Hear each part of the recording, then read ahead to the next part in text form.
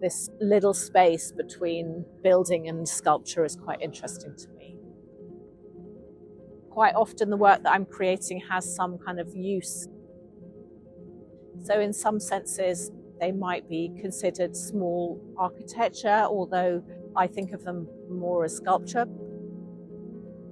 They're in this zone where the pavilion sits, a space that's a boundary space between being indoors and outdoors, and between being a building and a non-building. I think quite a lot about the haptic aspects of sculpture. I'm very interested in creating objects that can be touched and that the body can relate to in a very analog way.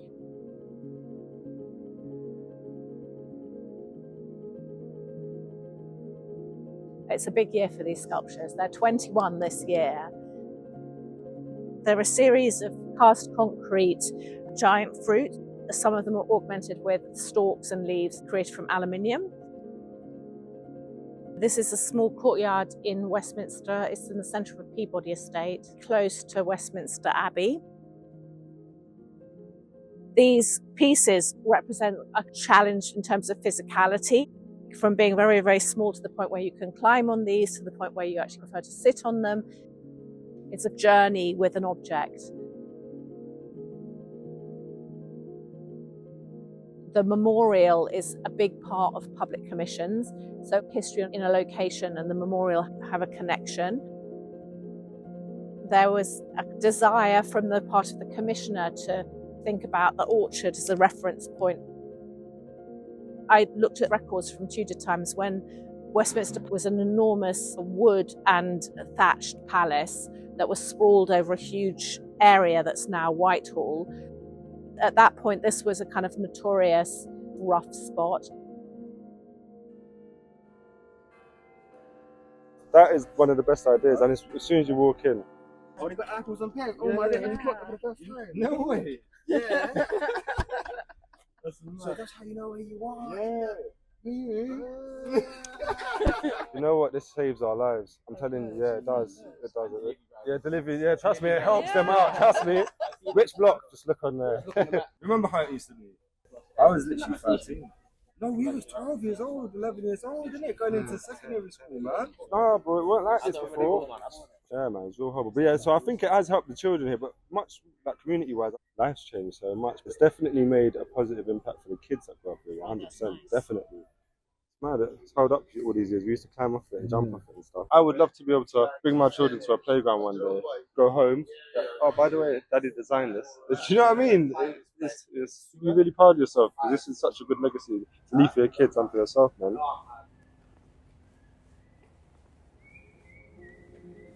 I received my first public commission in 2003. It was also the year of the first Frieze Art Fair in London, and I visited the fair with my new baby. A key moment for me was the experience of Franz West's pink sculpture located outside the fair. I sat in this art to breastfeed my baby. That was a moment to reinforce this idea of how objects in space can create moments for people to stop, to take time out of rushing through life. Franz West talks about the Roman Spanish steps as the place for sitting in the art and consuming life. Back then in 2003, I had a moment with his sculpture, sitting in the art, being temporarily consumed by life. When we look at historic models of city design, meeting space for conversation and exchange is the heart of the matter.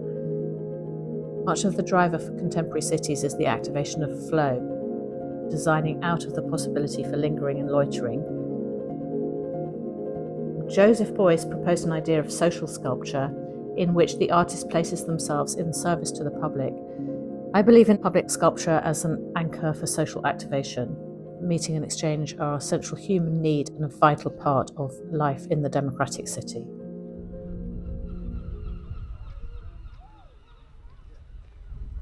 Steve is a sculpture that's been created for the very many Steves in the world who are unlikely to have their own monument.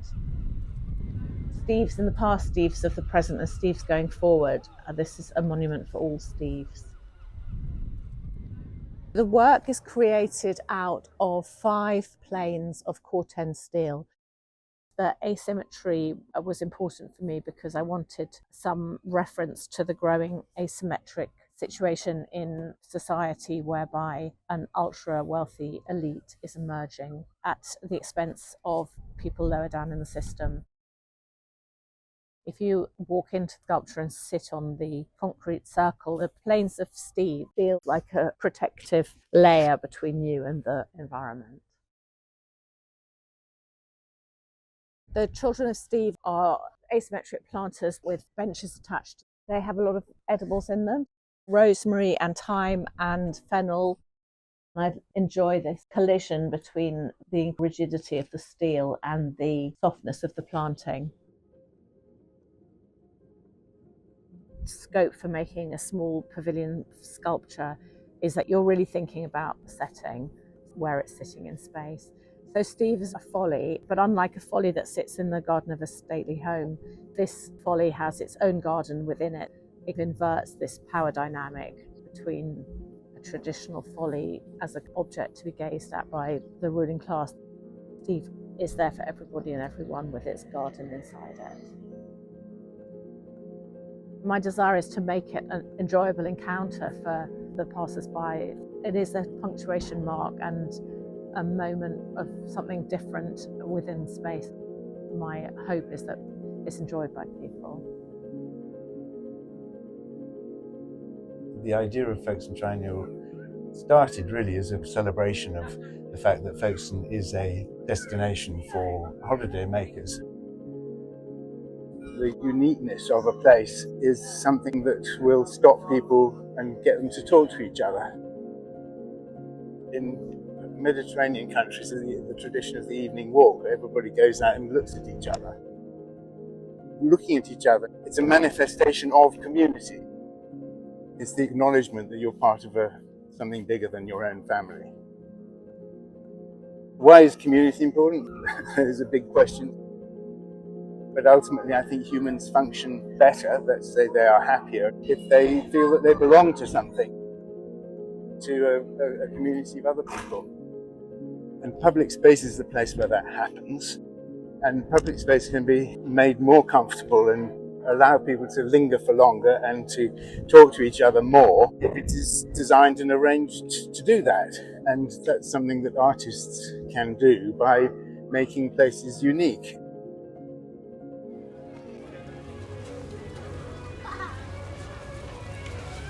I've always looked at this and wondered, because I thought it was just a fancy place to sit out of the sun. I didn't realise it was an actual sculpture. When we came by earlier, the tide was out, and John walked him right down to where the opening is out to the sea. And it was sweltering walking along there. Because he was panting so heavily, that was the only place we could find to sit out of the sun.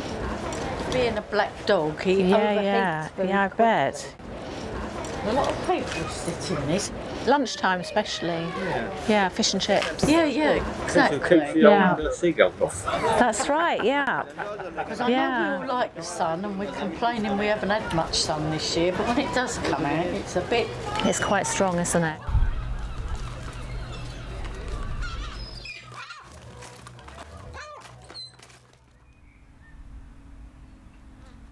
Alphonso is a three-sided sculpture, and we've approached it by walking up a path that goes around this mound.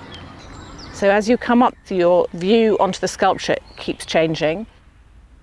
This is Willow Fishing Lake, created by the removal of clay, because this whole area was formerly a large brickworks. And the sculpture is called Alphonso in honour of an imaginary worker. A number of the employees here were from southern Italy and arriving in the UK in the 1930s. So we've got the brickworks here depicted at the bottom, the fishing lake, the bird life.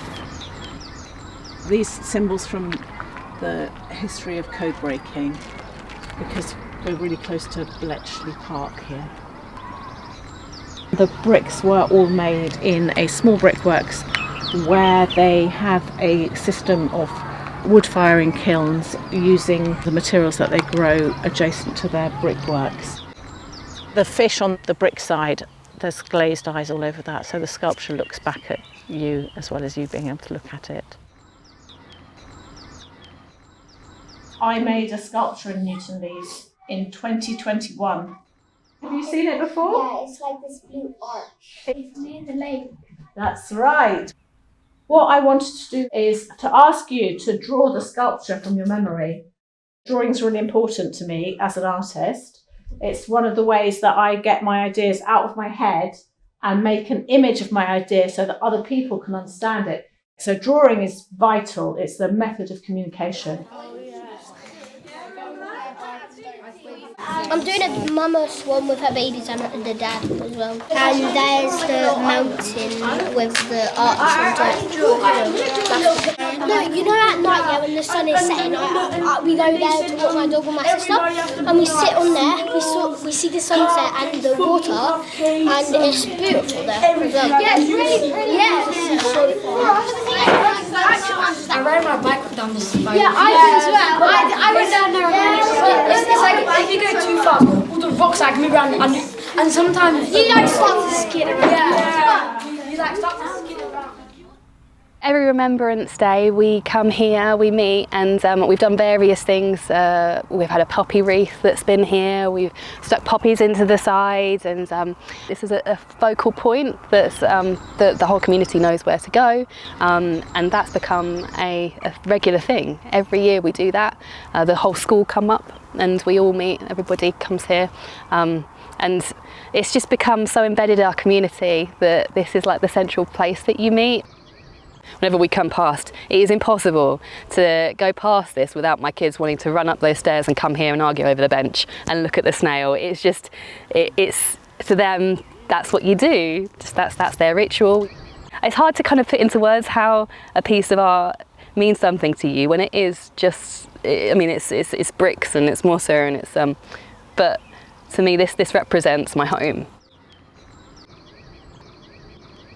We were with the school children earlier today, and I think that especially when a lot of children are experiencing quite a lot of the world through the flatness of the screen, it's a kind of exciting aspect to have an object in their locale that has this very physical triangular form, because it just gives you a whole different sense of space.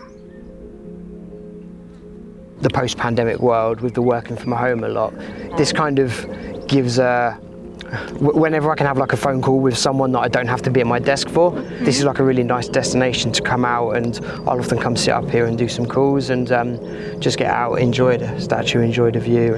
It's a destination, a place that didn't really have a non-commercial destination before. Furniture in a house creates social moments and opportunity for gathering and exchange and being families. And I think that public sculpture can work in similar ways in the public realm. It can be an anchor for gathering, a reason to go into a field where there wasn't one before, or a reason to stop on the harbour wall where before you were just walking through. So I think that there's a lot of social potential for art on many levels, but this is one particularly that I've been thinking about and working to kind of harness.